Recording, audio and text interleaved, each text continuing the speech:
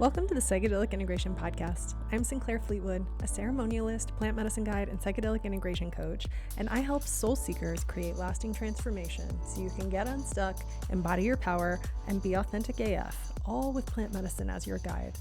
If you're ready to go beyond visuals and get a vision for your life, if you know the end of your ceremony is just the beginning of your expansion, then this show is for you. I'm so happy that you're here. Welcome.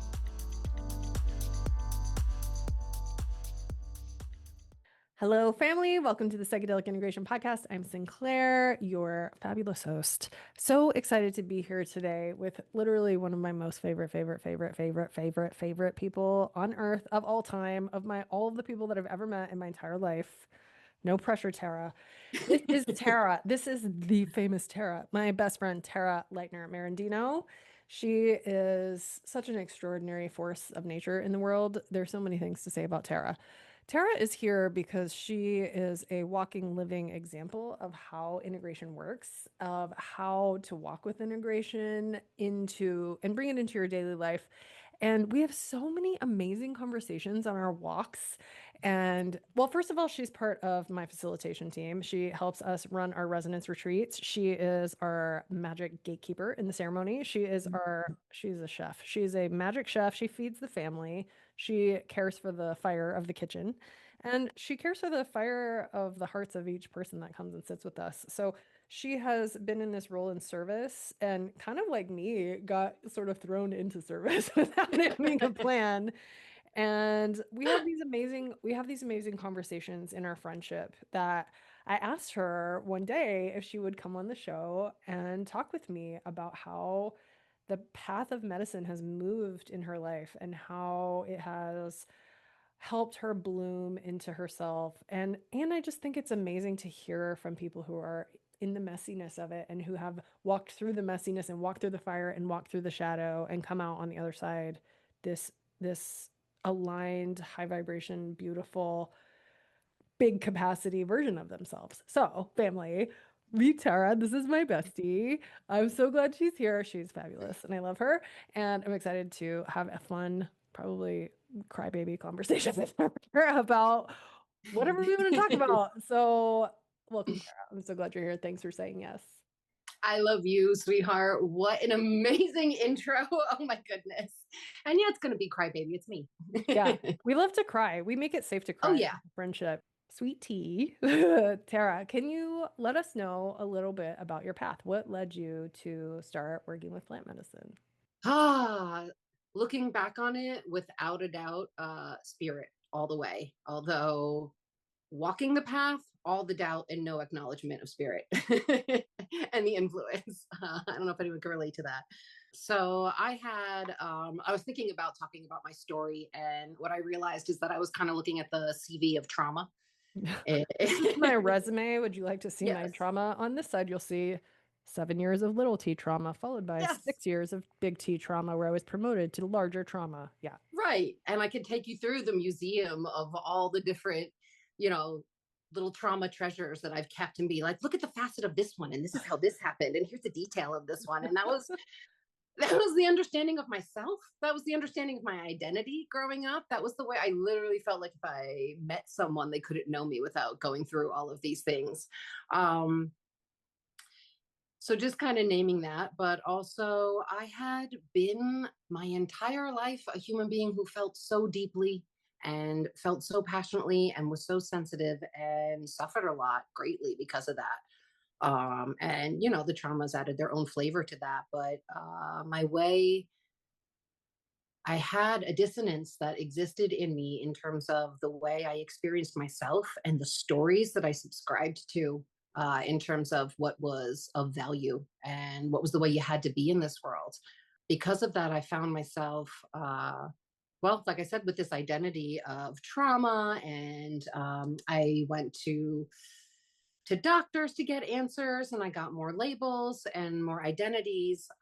But I was always on this quest of what is going on. There's something more inside of me. I didn't understand it at the time that this was spirit driving me forward, and that never dying fire inside, because I felt so in such misery and in such pain and suffering. But I just kept searching. from different places, from different people, and eventually found my way towards sitting with plant medicine, and had no idea what was going on. You came from a background of having been on antidepressants, Oh, yeah. different kinds of like benzos, things like that. Like you had had everything thrown at you, different diagnoses, Oh, yeah. different everyone telling you like there's no way out of this. You're unmanageable, you're unsavable, like you're going to be struggling for the rest of your life is essentially what different doctors told you this. Yeah. And my experience was very medical as well, Mhm. like very pathological. That was the understanding of my, uh, the depression, the PTSD, the anxiety was all this pathological deformity of my existence. You Oof. know, it was, That's, that was, that's the description, pathological deformity. Oh, yeah, and that was how I understood it versus now understanding it as an ally, having a very different relationship with it. But yes, and that was what was handed to me, and I ate it up. I went, well-intentioned people really trying to help me, and that was the best understanding that they could give me, was that my brain didn't work well. because And that, because you had been traumatized. yes, because I had been traumatized, my brain chemistry had been altered because of my genetics. My brain chemistry wasn't ideal to begin with because of my Uh-huh. home environment, a variety of sources that made me, as I existed, not correct, and in need of pharmaceuticals to Mhm. try to take that, to try to correct that in whatever way they could. So I had been, I think at the age of 15 was when I was the first time, maybe it was a little, it doesn't matter. Somewhere around then was around the first time I got diagnosed SSRIs. And then for at least 10, if not 15 more years, I went on and off everything. I was in so much pain. If they could have given me a pill to make me feel better, I would have taken it. Mhm. I knew intuitively that it wasn't working and that it did not work for me. And I kept, quote unquote, failing. That's the term they use. When you take a new SSRI and it doesn't work. Yeah, essentially, you have a return of symptoms. They say And that they call that failing, actually. yes, they call it failing. So I Wow. have a list of failed, I mean, and the list I couldn't even tell you from memory. It's so extreme. There's at one point where I was on probably 10 different medications, because it would be, this for depression, this for these symptoms, this for sleep, this for the fact that the sleep medication makes your blood pressure drop, this for the fact that, it was so much. But yes, and so it was, my experience was doctors, therapy appointments, being hospitalized at times, 3 times for suicide attempts. Um, and yeah, I was very much trapped in that system, thinking that it was an ally, and the system, it was trying to be an ally. But yeah, that was very much the only way I understood myself, was as a disorder, and Yeah. my way of being and showing up in this world as disordered. Hmm. Well, and chronic and like incurable essentially is what Yeah. they they created a reality for you. And of course you're going to agree with that. And this is something that I find really beautiful about your story and why I wanted you to come and share it with people is because it was a cage without doors. It was a box and they look at you and they're like, here's where you're going to live now. And these are people who have medical degrees and are, at the best hospitals and the best place, the best doctors and the places where we go for help. And they're coming from what they know, which is not a lot, actually. Like the medical system is good if you break your foot, like I did, break your toe, like I did last week. Yes, this is where you go. You go to get an x-ray. If you're bleeding, take yourself to the emergency room. The mental health part of our healthcare system is throwing medications and diagnoses at people's natural, normal adaptations to try to live in the world that we live in. Exactly. And I love hearing how you have broken, well, and I wasn't just hearing it, I got to witness and be part of walking with you as you broke out of this cage and not only broke out of it but burned it to the ground and we're like, now I live in a palace, what are you going to do about it? But I just want to take a moment when we're talking about depression, because that's really what this is about, is depression. And depression is one of those. states of freeze where people feel so hopeless. There's so much despair. It feels so bad. It feels like there's no way out. It feels like something is wrong with you, that you're defective, that you're broken. There's no hope and there's no way forward because that's the essence of freeze. Freeze is I have given up. I have no fight or flight left in me. I am just going to wait here and hope something comes and help me. It's like the ultimate state of victimhood when you don't have anything left, right? And then in that state, you're going into a medical system and they're looking at you and they sort of pick you up with your floppy self and they're like, oh, I think this is broken. We'll Yeah. turn back on. It's turned off. I think you've turned off completely forever. We'll Yep. just write it out. Here's some pills. Maybe enjoy. I don't know. Like they don't know what to do, you know? So just naming that this is normal. Depression and freeze is normal. It's a normal thing that happens to an overwhelmed nervous system, to a body and a heart and a mind that fought so hard and they don't have any fight left. This is the normal state. And it is curable, it is changeable, it is transformable. It is not, you are not broken. You are No. not it is not a chronic, like untreatable depression is what they call it, or a chronic or treatment resistant depression. I hear a lot, yeah, where the normal treatments don't work because your soul is craving something deeper. That's what I believe. That's why it's not working because you're going to have to go all the way down into and to come and save yourself, you know? Right. And from the jump, the idea of being labeled with a disorder sets off the relationship between you and what you're experiencing such an adversarial way, which was such a problem for me. The symptom, the depression, my understanding of it was a symptom of something being wrong with me instead of understanding it as and like you said, an adaptive response to a life situation, and actually really wise and adaptive, not maladaptive response to a life that I couldn't continue to sustain, to a system that wasn't supportive of me and of who I was.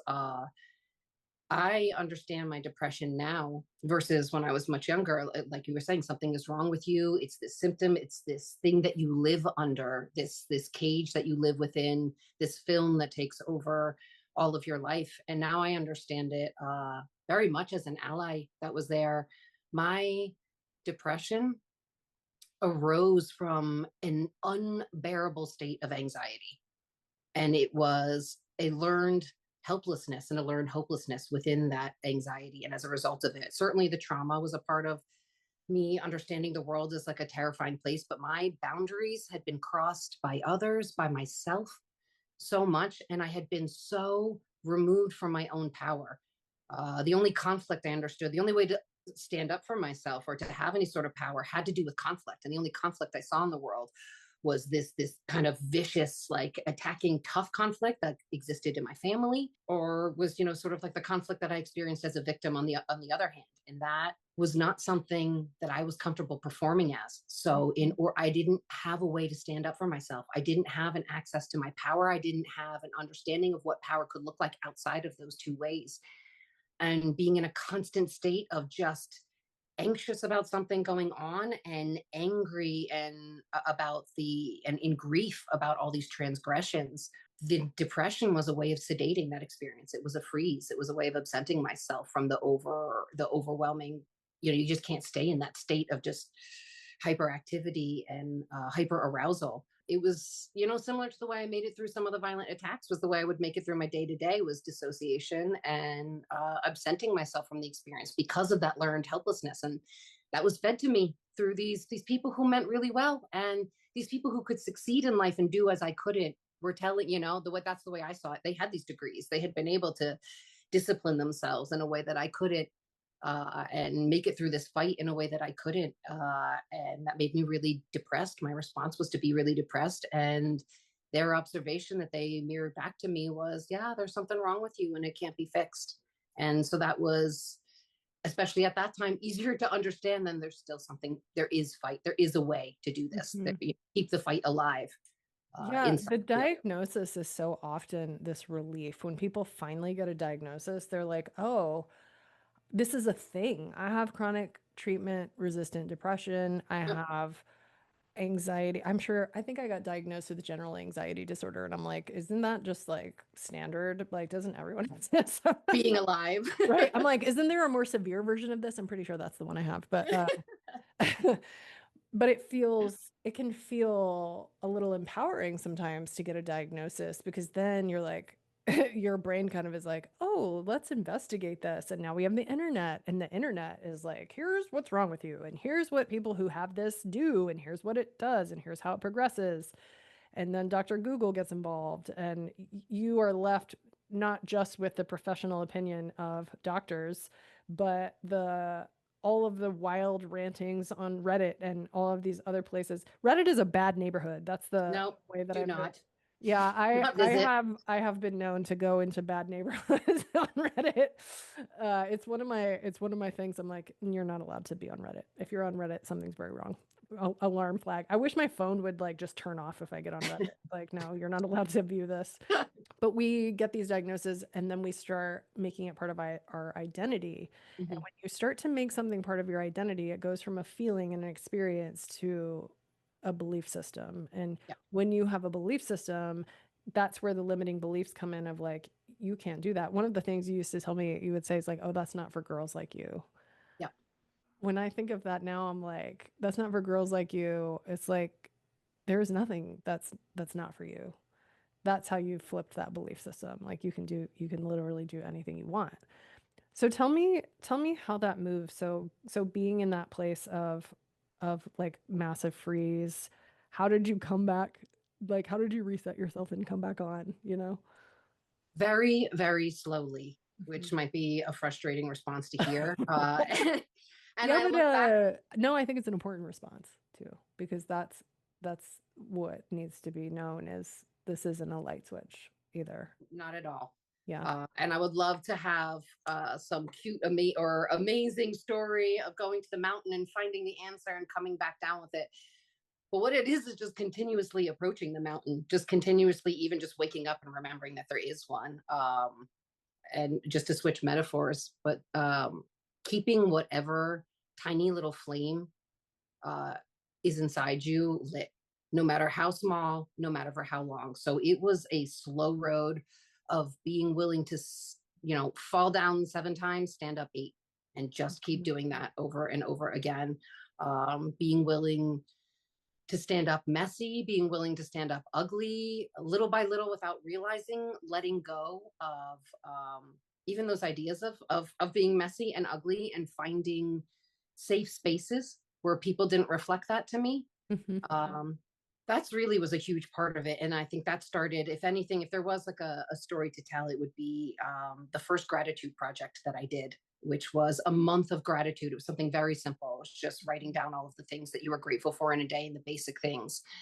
um, and that made me really realize how much was there, how much was Mhm. already there, how much Mhm. already existed. I had been so focused, you're focused on the lack, you're focused on the disorder, you're focused on the ways in which you're different, you're focused on the ways in which you're behind everybody in the world. And this was a shift towards all that was there. That was a big catalyst for me. So a gratitude project where for 30 days you just made a little journal entry of some things that you were grateful for. Yeah, I'd love to go back. It was a challenge that someone had issued, something that had been issued, but it was somewhere, I don't remember the exact terms of it. But it was very much like that, yes, where every day you had to sit down and write. I think it was 5 things in the morning and 5 things in the evening. And it could be that you woke up and you still had the use of your legs. As a matter of fact, that was mine very much. I was often like, I was grateful. I was like, I my body breathed through the entire night and I didn't even know about it. It was because I was so deep in my victimhood. I was like, there is nothing good. My life is useless. I live in it. Mhm. I just couldn't find anything in that. Um, that really forced me to expand the perspective, the story, the narrative that I was living inside of, and start to let in little things. And that's how it happened along the way, was these little cracks, because I'm very stubborn, very You don't say. very resistant, very one eyebrow raised, kind of like, mm-hmm. And back in the day, like I said, I was very committed to that victimhood. I was very committed to my trauma. I was very committed to my understanding of myself in this way. And you just couldn't tell me anything good about myself because I knew factually and objectively better. So it had to come in these little cracks. It had to come in these little moments where I was like, well, I can't deny that I am grateful for this. I can't deny that I am grateful for that this exists in my life and it doesn't have to. I can't deny, at the time, I didn't have a tremendous amount of people in my life socially, but I had my nieces and nephews, and they are the sun, moon, and stars to me. And it would annoy me, but it would constantly, I would be reminded of like, they exist and I get to see them and I get to interact with them. And the way they looked at me, which had nothing to do with, they had no understanding of what complex PTSD is. They don't care. They're like, get on the floor and play tigers with me again. And I had to keep letting that in. Those cracks happen and keep cracking and keep cracking. Mm-hmm. Tell us about when you moved to Asheville. How did things shift when you came here? Because you got here during COVID, right? Yeah. Yeah. Can we just take a moment and remember how shitty that was, like COVID? I feel like everyone is like, no, well, it was 5 years ago now. But yeah, we're all gonna forget. Yeah. I still feel traumatized by COVID sometimes. Like, I think it really took collectively a lot out of us. It took a lot of our joy and it took a lot of our certainty. And well, it kind of made you, I mean, it was an opportunity for finding gratitude. And we seem to be really quick to forget these really hard things. I mean, living in Asheville after having, we had this devastating hurricane come through last year, and a lot of things are back to normal-esque. And and sometimes I think about like, oh wow, that was crazy what happened and how we lived through it and how resilient I felt through it, because it wasn't really that hard for us because we were already practicing some of the things that we needed to get through it.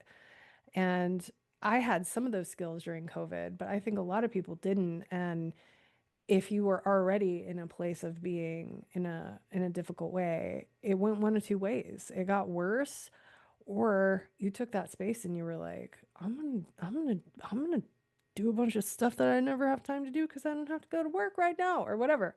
So how was that for you? I know it was kind of a glow up for you in some It way. was. I almost have a little bit of guilt. Well, I do have a little bit of guilt sometimes when I describe it, because COVID was obviously an incredibly traumatic time for the world. And it was a time of, well, it was a glow up for me. It was a time of real beauty for me. I was one of those people that had already been living that way. I lived at home by myself in isolation. I did not go out to the grocery store. I did not go out places. I stayed at home. I was gonna say my trauma, but my relationship and my understanding the stories that I had agreed to had made my world incredibly small. That part of the world shutting down didn't affect me. So the same way that I think it was a shock to everyone else's system. You're And like, in a way, I'm already doing this. Good luck, I'm like, everyone. I Yeah. got this. I already stay at home all day by myself, just Yeah. trying to make it through. Now there's actually more company and people to talk to. Mm-hmm. And COVID came, well, it was several years after, but for me, it felt like a minute. I had left, I had left. I had firebombed my graduate school experience. That was where I had taken, that was in my mind, like hitting rock bottom and taking the trying to live my life in that old way, twisted up like a pretzel that didn't work with all these old agreement and ideas, all the way into the ground. So I had blown up my life and was on a path where I had decided healing, getting well was my full-time job. And COVID actually made that easier for me. Mm-hmm. My partner at the time, Ricardo, was home. And he and we had a great time. We didn't have that horrible stress in our relationship that a lot of couples have from spending that time together. We all of a sudden started running a ton, going out and just doing things, being silly, having ridiculous sleepover parties at home. And then our lease ran out and they weren't giving it, everyone was terrified. And so they weren't giving out any COs. We couldn't get an apartment in New Jersey, basically. They were just too terrified to show anybody. So the option was to go live with my parents who were older, and we had just had COVID. We didn't want to expose them that, or my brother had this place in Asheville. And he had joked about me moving to Asheville over and over. And I was literally like, I will never move to Asheville. You will drag me away from the Jersey Shore, kicking and screaming. and pumping my fists. But I knew 100% in that moment. I was like, Ricardo was like, what are we doing? And I'm like, we're packing up the car and the cats and we're going this weekend. And it was a way for me to be out in the world in a way that felt safe because people were kind of social distancing and not talking, even the wearing of the mask. I was so terrified of my physicality out in public. I did not like being seen. I did not like being noticed. It felt really unsafe for me. So being able to be out and have the mask on actually felt really comfortable for me. I felt like, yeah, I can do this. I can go out and see people. That's fine. Right? Like, No one can see me. I can see them, but they can't see me. Haha. right? It's Exactly. very cat-like. It's like you can see. Yes. Yeah. And that's how Tara's a little bit of a black cat. We always joke that I'm the golden retriever and she's the black cat and we're best friends. yes. Perfectly matched, perfectly balanced. So you got to Asheville around COVID time, started In just May. Yeah. yeah, living a little bit out a little bit more, coming to a new place. You'd already done all the work of burning your life down. And so what happened next? So that was for me. My story felt like it started to turn with a gratitude, and then movement came in. Hmm. And this is when we were outside all because you couldn't go anywhere or do anything. The only place to be social was running around these mountains with other people. Hmm. Um, and so that's where that came in. And with that, man, I don't know of more powerful medicine than movement. For me, it's Oh. gratitude, movement, and service. Hmm. There is no more powerful trio. Mm, Um, I like and it. I had the experience and I had been active as a kid, but this was something different and doing something joyful and non-competitive and just out like in nature as well, Hmm. not in a gymnasium. I'm not great at gyms in these, but outside in the world. It transformed my body. It transformed my experience with myself. I grew to trust myself. Hmm. Um, I watched other people who didn't know me, who didn't know my past, who didn't know to think of me as like, oh, what's she doing? Um, Like trust me. she can't do that. She can't run and she's not supposed to be having fun. She's lives in a cage. Yeah. There was this day when I was running with my friend Mindy and Tara, and we were running, I think it was Lane Pinnacle, and it had just poured for weeks. And we were running on a really small single track portion of a curve. And I slipped. It was a nightmare of mine. I stepped too close to the edge, and the ground gave out underneath me, and I fell down the side of the mountain. Oh my And God. yeah, and had to grab onto like Mudslide. outstretched. Like Yeah, romancing the stone style? yes. I mean, not that epic, but in my mind it was. I fell like a few feet. I fell like to where like my chin was where everyone else's feet were. Okay, And for me coming that's from New tragic. Jersey, Yeah, yeah, for no, me that's coming from New serious. Jersey, I was like, what the is going on? You know, the ground has given out from underneath me. This is insane. And I look up and they're just looking at me and they're like, do you need help? Calm, just totally Like fine. they don't expect that you need help. They're asking if you need help. Exactly. And I took a second and breathed and I actually felt my body. Like I didn't just go in to the store. I didn't have someone there reacting as if like you don't know what you're doing. You don't you need help. You're a person who needs rescue. And then I act that out.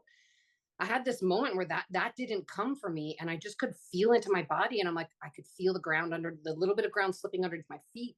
I could feel that I had a good grip here and I felt like I can get myself up. And it took me a minute and I slid a little bit, but I pulled my way all the way back up. And they looked at me and they're like, are you okay? And I'm like, yeah. And they're like, all right, want to keep going? And I'm like, yeah. And we finished the rest of like, it was like a 12-mile like run that rest of that day. And I gotta tell you, it's the best feeling of my life because these women, they just didn't look at me to treat me like, oh, we need to go home. Tara needs to be taken home. This thing has happened.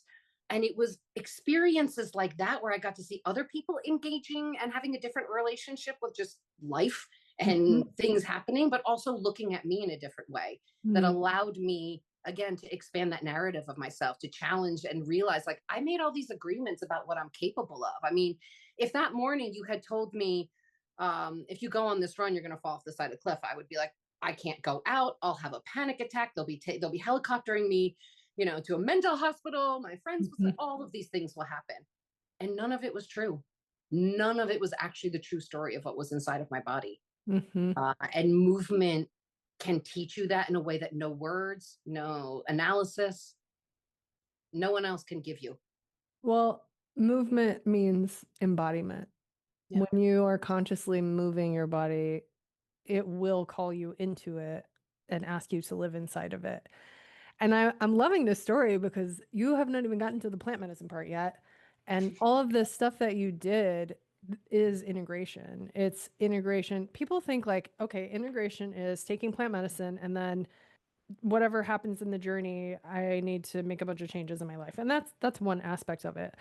But when I talk about integration, I mean becoming whole, removing all of the garbage programming that tells you that you're not divine and magical. It means coming back online to your relationship with spirit, your embodied life inside of your body, opening your heart, feeling your feelings, digging out all of those limiting beliefs one by one and looking at it and being like, I don't agree with this. This is not mine. Throwing that out, like really taking out the trash. So you have to take out a lot of trash. You have to put Yes. in good stuff. You got to take out more trash. And the plant medicine is like turbo fuel for this process that you're already talking about. So you were on a healing path well before you got to the medicine. And that's true for most people. Most people have tried lots and lots of things. Maybe they start with yoga and they're like trying all this stuff and it's like nothing is working. Maybe I could maybe spirit is a thing. Like because it's in there already and you have completely disconnected from it because that's what this life does to us. It's not your fault that you're not connected to it. It's on purpose so that you have no power. Right. Because if you have no power, then you're easy to control and you will just buy a bunch of stuff your whole life to try to fix it, right? Right. Yeah. And what's more, I thought the rejection of spirit or anything spiritual, or it was really a rejection of organized religion, but I thought that was the power. Yeah. Like, I Well, really feel and like and how many of us you're went not going through to get one that over on me. phase? Yeah, like I am not only am I not agnostic, I am full atheist and Oh, fuck you yeah. and fuck you Yeah. about it because like you will not put your dirty abortion hating hands all over me like Absolutely yeah. not. And there's a lot of us that are rebels who end up in these situations of that rebel spirit that says no to that level of spirituality is we're saying no to the middleman. We're saying no the same way we're saying no to the doctors. Is like you don't get to tell me. You Yes. don't get to be the boss of me. You're not the boss of me. I'm the boss of me. I came here on purpose. I chose all of this. That's right. I'm really into right now like claiming all of my trauma. I'm like I did this. I chose this. This is mine. Like I did this and I did it so I could experience it, so I could feel it, so I could take it and alchemize it into magic. And that's what I believe that we're here to do is to take these things that happen to us and to look at it from a different perspective. Like, could I have been complicit in my own demise, so Mm-hmm. so that I could rise like a phoenix because how delicious to rise like a phoenix. I also don't believe you have to suffer to heal. You don't have to have some, big dark story to tell to heal. But some of us come and do it like that because you can't teach what you don't know. You can't Mm-hmm. help other people if you haven't been down there in the bottom of the well. So I've thought about that a lot about why do we, okay, if we are conscious and we attract everything into our environment, why do we choose to suffer? Why do we choose to have violence done to us? Why do we choose these hard things? The first time anybody ever said something like that to me, like, "Oh, you chose this," I was like, "You're fucking bad. That's not okay to say." And it took me a long time to come into a relationship to be able to say, I can see I can see that perspective and that sounds resonant to me. And the more I've learned about myself and how my spirit works, I'm like, I chose these hard things on purpose. Whew. That's a lot to hold. It's a lot to hold. And you don't need to get to that place when you're in the depression and you're in the trauma. No. That's not the place to reach for that. And in fact, the correct response to that is fuck off. Yeah. It's a place like Right. like you can shove that up your ass. Thanks for Yeah. trying. But we do get to change our perspectives and we do have the power to change our whole entire story. So you're relating this story, but it's not that when you talk about it now, you're not victimized by it. You speak about it as this thing that you witnessed that happened to you, but it no longer is harming you. No, I don't live inside of it anymore, which Hmm. is something that, again, if you, there's most of my life, if you had talked to me about any of this, impossible, a cruel fairy tale. Why would you even say something like this to me? Why would you even offer me an idea that this existence or that this way of being or healing was available? There's no way to unrape me. There's no way to unbeat me. There's no way to take these things out. So there is no other relationship to that. And I was going to hold on to it as a way of not protecting myself, but protecting myself of being ready of like, this can always happen. This is always here. So let me hold on to it and keep it as a part of who I am, Well, to you keep know? yourself safe because then you're prepared, right? Right. Right. Yeah. Yeah. So, okay, you fell off a mountain. How did you get to the mushrooms? Because I know they came in pretty soon after that. Yes, they did.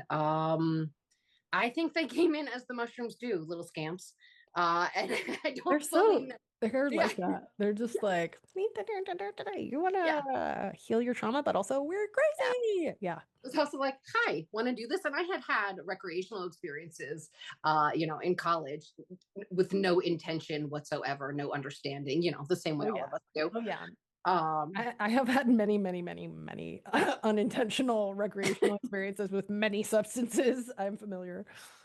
and it was a little like that when they sat with us. They kind of came in a scampy, spontaneous way. And my partner and I sat with them together indoors because at this point in time, I was like, I don't know what's going to happen to me. I could explode into my trauma and no one can see and I can't see anyone. And I need to be in this contained, I need to be in a situation that now would be a nightmare for me to actually sit with the medicine in. But at the time, that was what was comfortable or what I thought was going to be comfortable. Had a very powerful experience, but also just felt like this isn't it.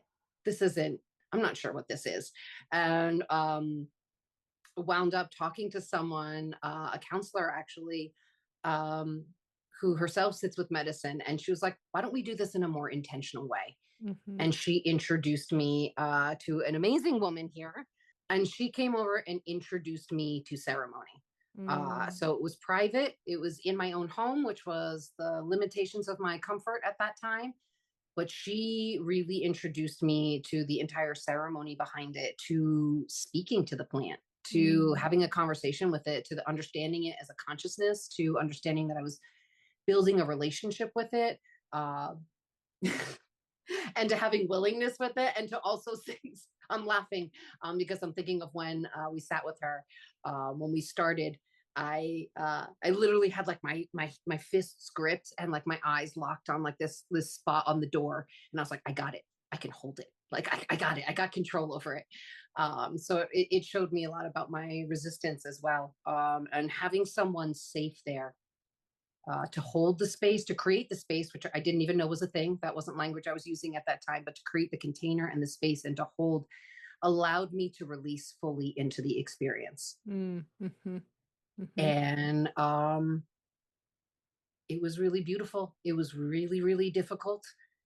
It was painful. It was not what I thought. I thought it was going to be a terrifying roller coaster through horrifying trauma with just out the ability to understand it. And it was very much an invitation. I was very much present. Hmm.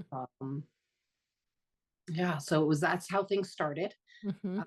And then after that, I was like, this is what I wanted to do. I was like, I want to sit more with this. This is a really great way of doing this work. And then I met this unbelievable rainbow best friend in my life. Tara always tells the story of how we met. We were at a psychedelic women's meetup, which I was going to stuff like that. I don't really do those kinds of things very much anymore. Me I either. got I got my people now. I don't have to go to meetups, but meetups can be great. Meetups are Oh, like yeah. great Highly places to recommend. meet like-minded people, especially like psychedelic society ones. This one was the Psychedelics Women's Circle of Asheville. I think it was like the inaugural meeting. And this group Yep, doesn't even exist anymore. I think it was just formed so we could meet each other, actually. exactly. That was it. It's just that connection. Yeah, so we both went and she sort of marched across the room to talk to me. We talked for a long time and then we exchanged numbers and she called me or texted me and asked me to lunch and I was like, Yep. oh, like maybe I'm gonna make a real friend because I had just moved here and I was going through a very dark ending of my 5-year relationship with my ex-partner. And I was kind of I was feeling sad girl vibes. And I was like, God, I just wish that I could find some kind of cool friend. Like, where are the cool women here? I don't know where they are. So Tara and I met, and yeah, it was just sort of instant, like, oh, this is Tara, and here she is, and now we're friends. And then I was having a retreat, and she came to my retreat, and now she works in my retreats, in our retreats. We Mhm. co-create the retreats.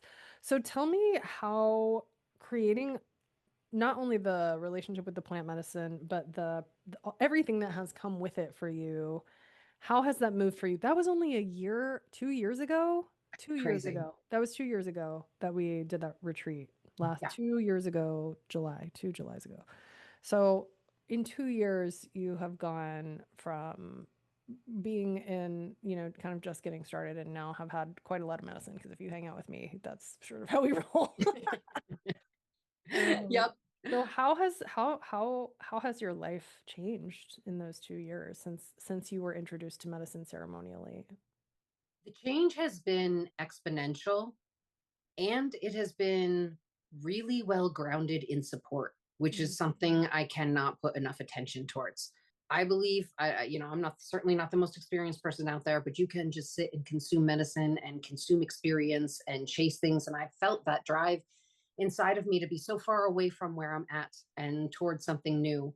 But I don't believe that would have supported the change that I'm seeing in my life if I had done it in just that way. I think Spirit brought me a best friend is an integration coach, and a best friend who has a real and Erin is like this as well, has a real strong respect. The woman that I sat with for the private medicine ceremony has a real respect for this medicine, and it's not about absenting yourself from the experience. It's not about dissociation. It's about being able to be in yourself and come home and be grounded.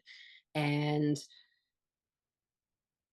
yeah, sorry, I just got really emotional thinking about that. Like just the how grateful I am for the guides that came into my life at this time when I was so open to this idea and so open to and not knowing what was going to serve me best. That this way, this gentle, beautiful, embodied path, earthy path, is what was offered to me and what I resonated with.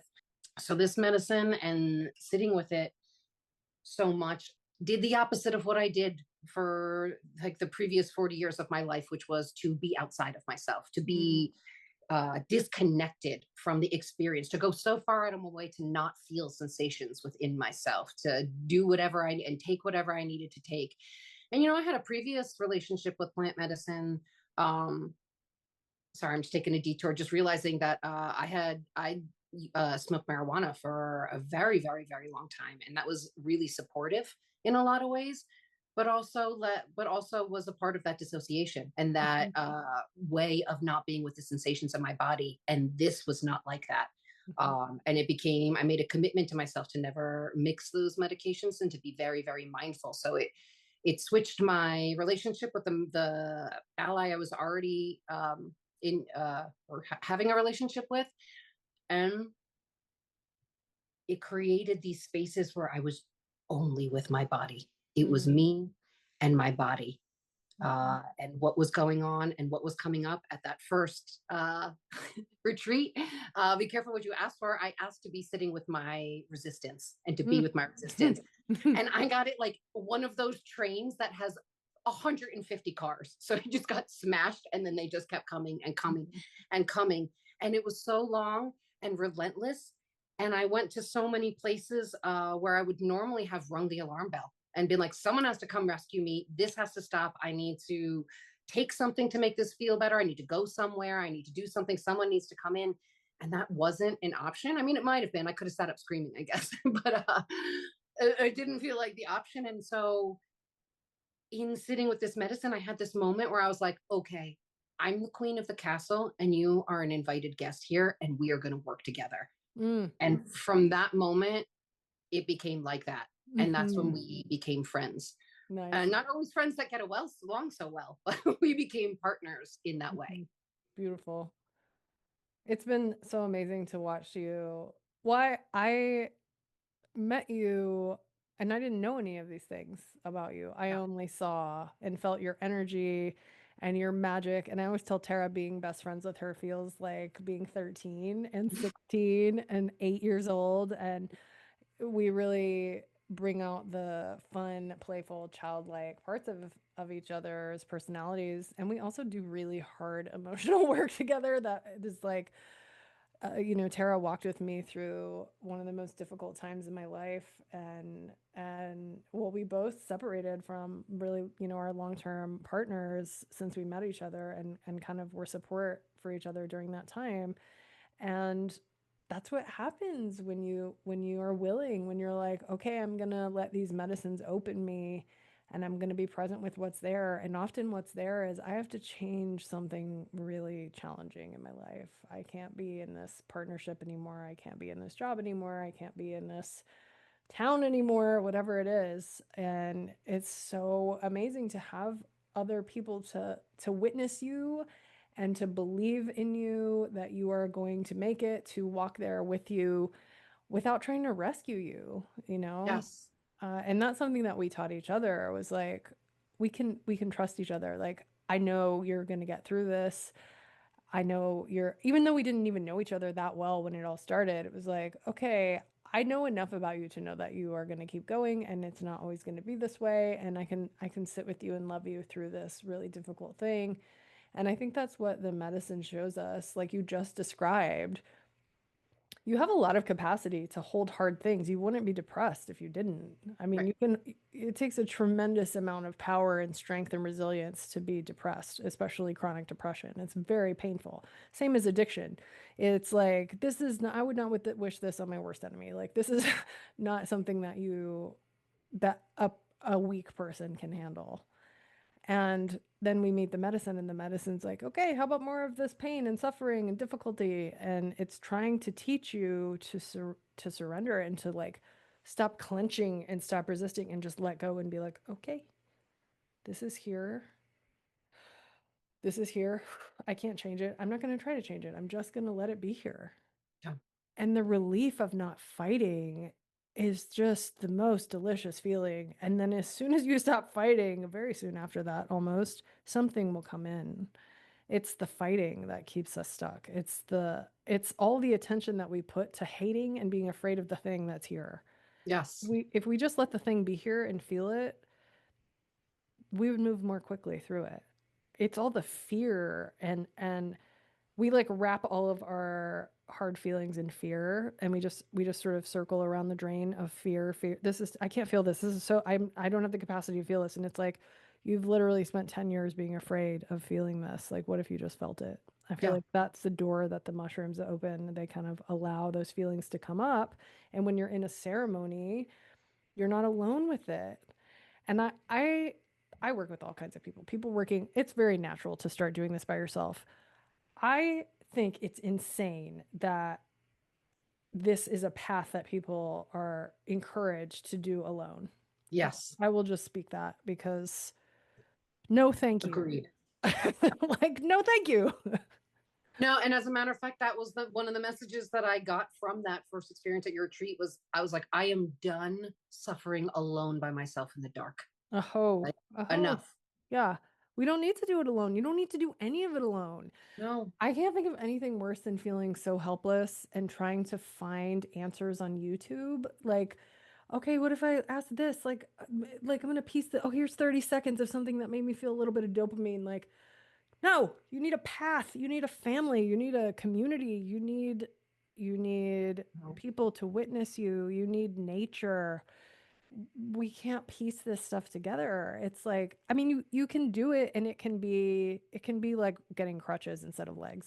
Like that's how I think about it. Is like, okay, well, I'm just gonna have permanent, almost feeling a little bit better instead of actually investing time, energy, and money into doing something big. And you were one of my first friends who like you were like, I'm gonna pay you, we're friends and I'm going to pay you. And sometimes you would pay me double or something because you're just like, you're so awesome and I'm going to pay you. And I want you to see like that you should be paid for this. And like, it was such a gift. Even when, you're moving out of your house and you didn't have a lot of money to share, you always made me feel so special of like, this is worth it to me. And you came to every one of Yeah. my events and it was. I love being in community where we pay each other, where we take care of each other. And there's so many people in service who are like, well, I should just give this away to free for free to everyone I am around. And because we want to help, you know.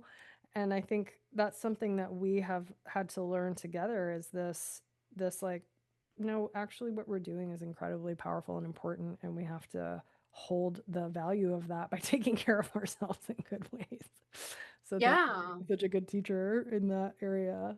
And likewise, it feels such a great way to spend my any of my energy, my time, my money, any of my resources on someone that I love, to invest into something that I love. And that is tremendous value. And it is tremendous. I mean, I was supporting you, but I was getting so much support out of it. It was Yeah. such a beautiful blossoming experience to watch the way you walked through this world, to have that experience of community, and to have my own experiences reflected back to me, and to not have it be pathological and diagnosable Hmm. and all about symptom, I but to be remember seen.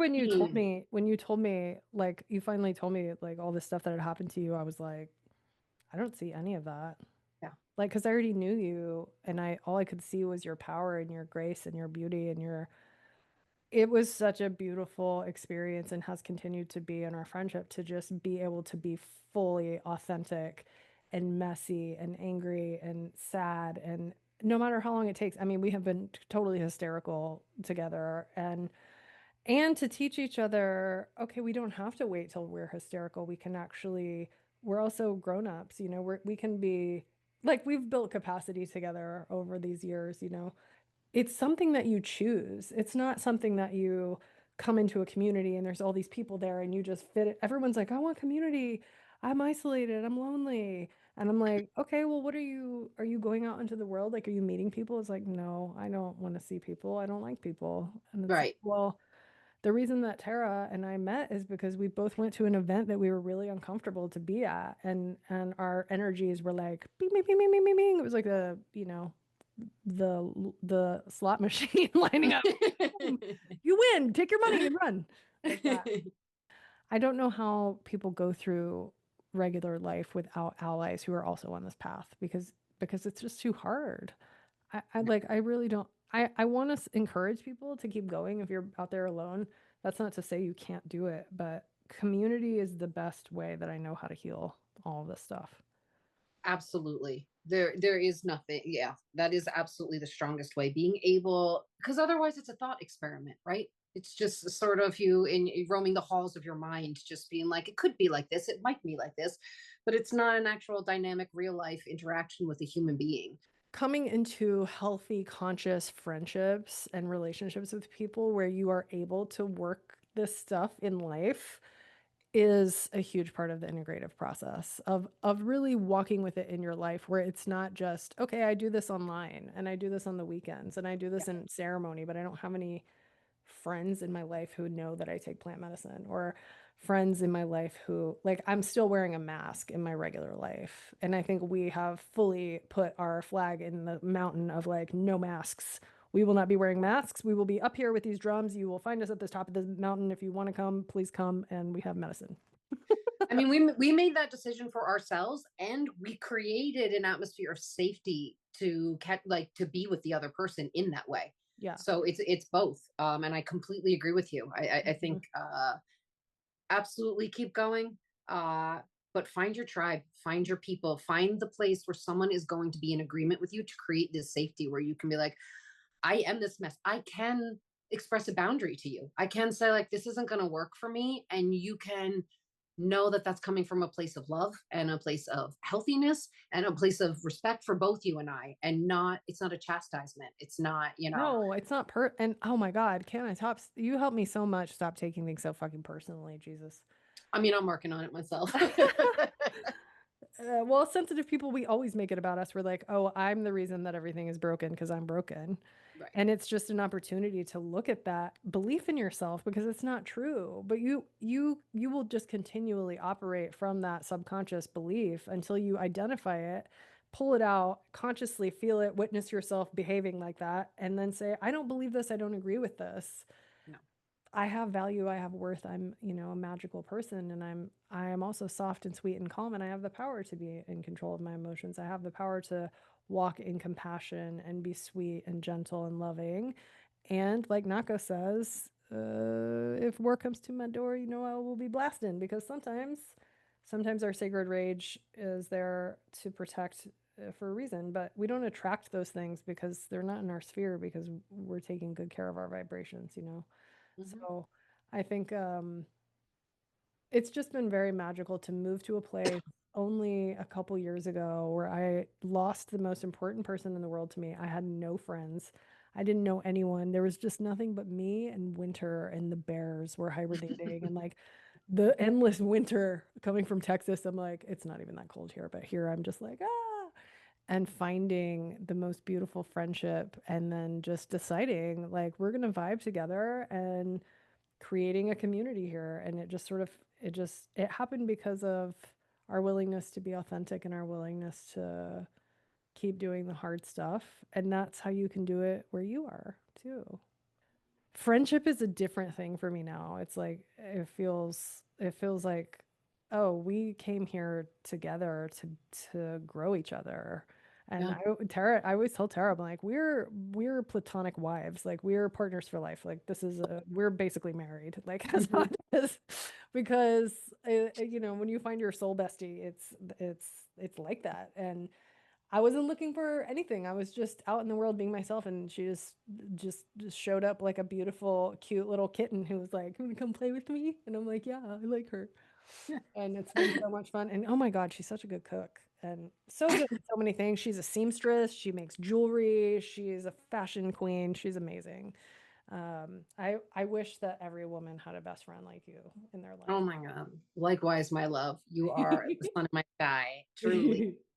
I like to say Sinclair says she didn't really know about spring before she came here. And I'm like, that's really funny because she came into my life like spring, just this riot of color and life and just feeling rejuvenated and renewed and Mhm. appreciative of every little bud and every little everything. So, yes, thank you for bringing all of that extraordinary energy into my life. I mean, the way we are able to be safe and honest with each other is another piece of what heals the depression, Mhm. because I'm able to be authentic with you, because it doesn't have to be that the only way to stand up for myself is to have this horrifying conflict or to betray myself. So either betray you and myself or I betray myself.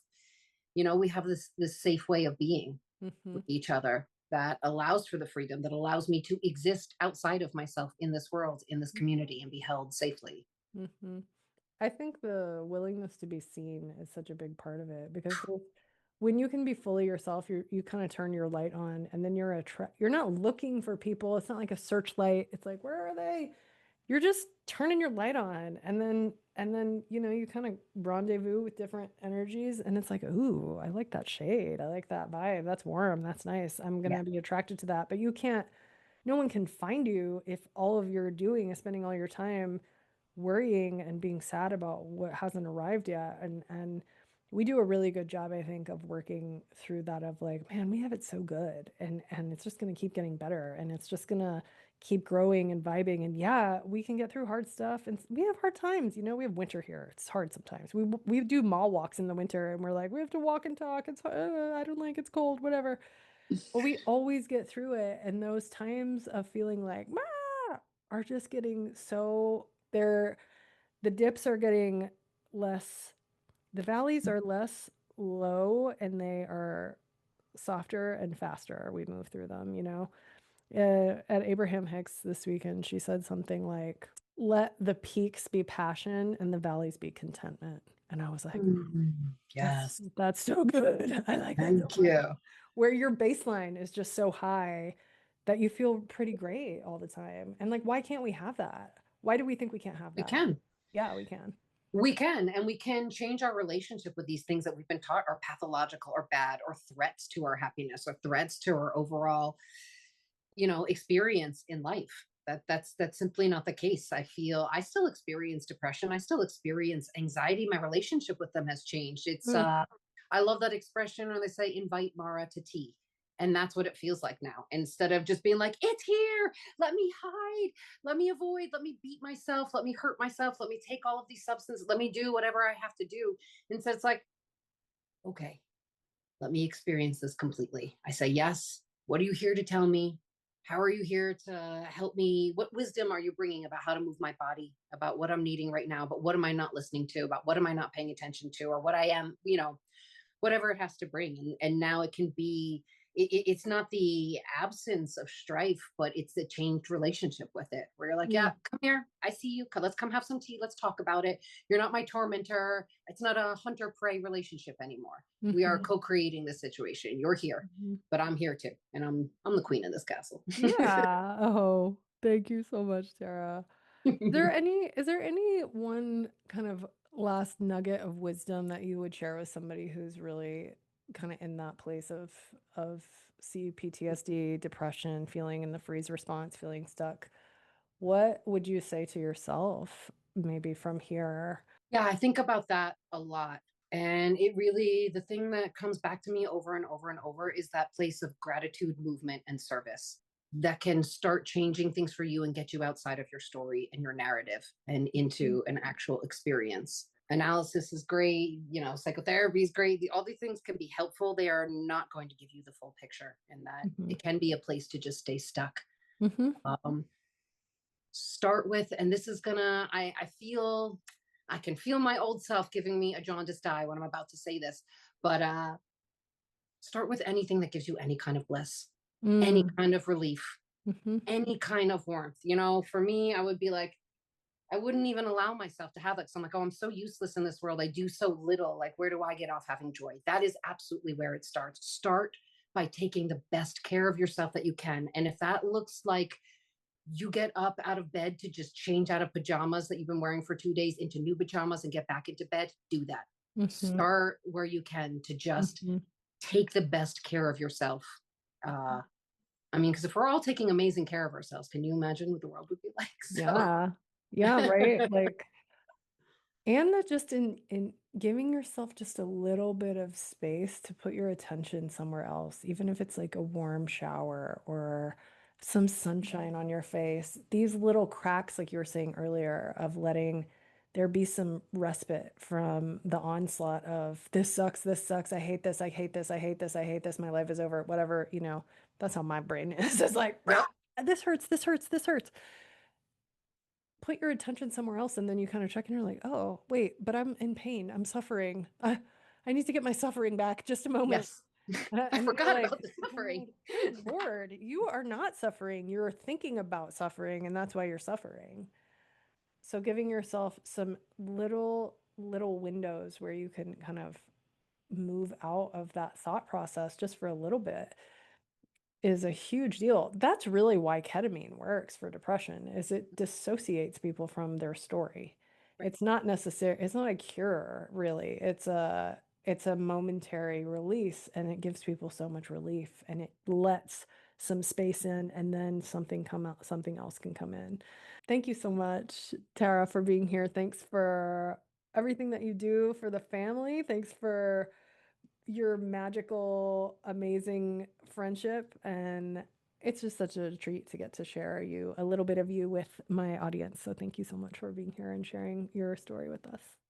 It is such an honor to be here with you, to be on this amazing podcast. And thank you for being my best friend and the most amazing Queen Sister inspiration. Oh, it's my pleasure. Thank you so much, family. Thanks for being here. And don't forget, if you want to walk in deeper way with this work, we have one more resonance retreat this Mhm. in September 12th to 15th. We still have space left. So if you're interested, go to my website, sinclairfleetwood.com/events, book a discovery call with me. We have a little chat just like this, and we figure out if it's a good fit for you. Tara will be there being her magic queen, comfort queen self, taking care of the family, feeding us amazing food, handing out rape left and right to people.